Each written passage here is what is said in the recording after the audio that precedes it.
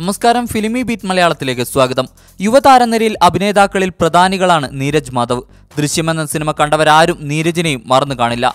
അതൊരു തുടക്കമായിരുന്നു. മോഹൻലാലിനും ജിത്തു ജോസഫിനൊപ്പമുള്ള വരവിനു ശേഷം വ്യത്യസ്തമായ നിരവധി അവസരങ്ങളായിരുന്നു താരത്തിന് ലഭിച്ചത്. സഹനടനായും നായകനായും നിറഞ്ഞു നിൽക്കുകയാണ് ഇപ്പോൾ താരം. നൃത്തവേദികളിൽ നിന്ന് സിനിമയിലേക്ക് എത്തിയതാണ് അദ്ദേഹം. ഇടയ്ക്ക് കൊറിയോഗ്രാഫിയിലും അദ്ദേഹം പരീക്ഷണം നടത്തിയിരുന്നു. സഹോദരനായ നവനീത് സംവിധാനം ചെയ്യുന്ന സിനിമയെക്കുറിച്ച് നീരജ് നേരത്തെ വ്യക്തമാക്കിയിരുന്നു.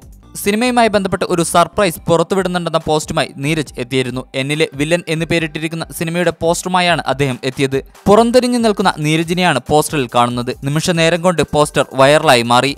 മാസ് ലുക്കിലാണ് താരം ഉള്ളത്. കയ്യിൽ ഒരു മൈക്കുമുണ്ട്. ആകാംക്ഷയോടെയാണ് ആരാധകർ ഈ സിനിമയ്ക്കായി കാത്തിരിക്കുന്നത്. നിരവധി പേരാണ് പോസ്റ്റിന് കീഴിൽ കമന്റുകളുമായി എത്തിയിരിക്കുന്നത്.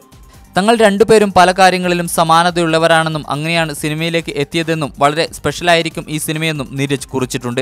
സ്വാതികയാണ് ചിത്രം നിർമ്മിക്കുന്നത്. സിനിമയുമായി ബന്ധപ്പെട്ട കൂടുതൽ വിവരങ്ങൾ പുറത്തുവിട്ടിട്ടില്ല. വളരെ പ്രതീക്ഷയോടെയാണ് ഈ സിനിമ കാണുന്നത് എന്ന് നീരജ് മാധവ് പറഞ്ഞു. സിനിമാ രംഗത്തെ കൂടുതൽ വാർത്തകൾക്കും വിശേഷങ്ങൾക്കുമായി ഫിലിമി ബീറ്റ് മലയാളം സബ്സ്ക്രൈബ് ചെയ്യൂ.